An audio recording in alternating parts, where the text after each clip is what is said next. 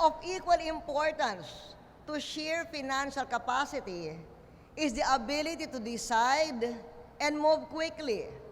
The road between a decision to do business and the actual writing of the check is fraught with uncertainty.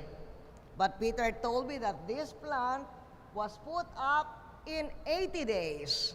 So RFM has the financial clout and also the decisiveness to be a major player in this globally competitive world.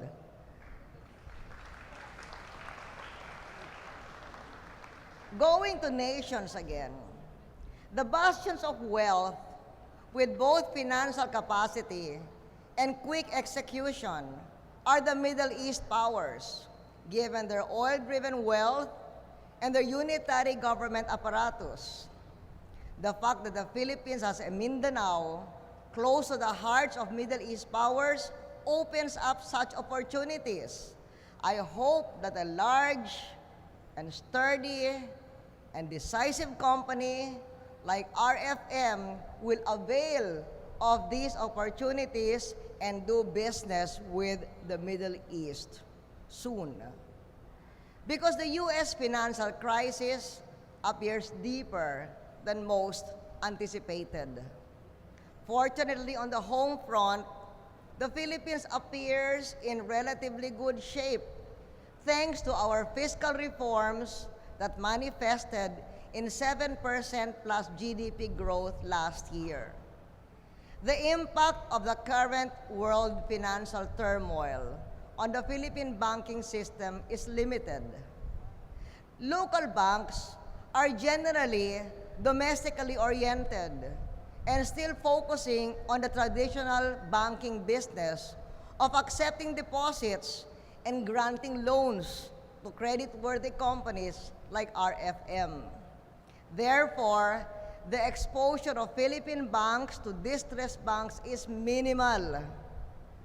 When the crunch burst into a crisis, our bank's exposure was only 2/5 of 1% of the total asset of the banking system when Lehman Brothers declared bankruptcy. After that, our banking system subsequently reduced this exposure to 1/3 of 1%. And this exposure is fully reserved. The solvency position of the Philippine banking system is adequate to weather the present world financial crunch. The innate conservatism of our banks is matched by the prudential foresight of our regulators. The reforms that the central bank instituted in the past years in terms of capital build-up, enhanced risk management, and adherence to good governance are serving us in good stead. These reforms have resulted in a stronger banking system, well-capitalized, and improved asset quality, including holding the loans of sturdy companies like RFM. I count on Jocon's help, not as the head of RFM because that's Joey now, but through the ASEAN Business Advisory Council. As during these important times, I have proposed for ASEAN Plus 3 to convene on the sidelines of the ASEM Summit in Beijing next week to tackle the impact of the current credit crunch.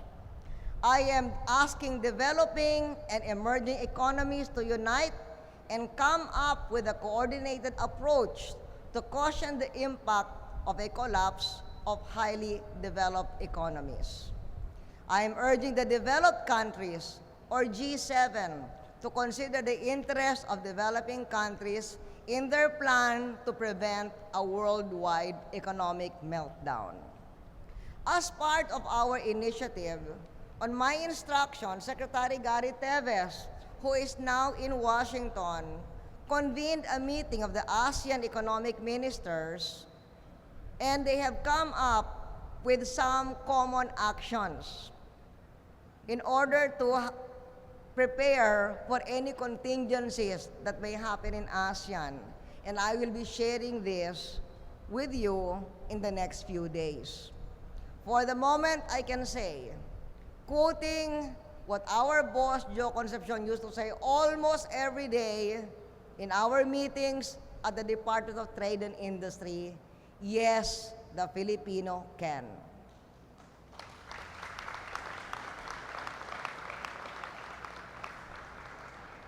The Filipino can withstand the global credit crunch and soon arrive at a better day to achieve our dream of reaching the threshold of first world in 20 years.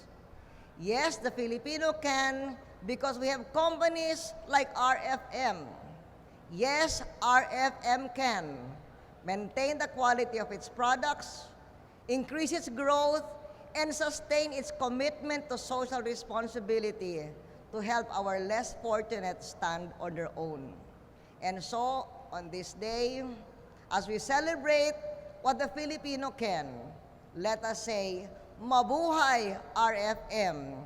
More power in the next 50 years. Maraming salamat sa inyong lahat.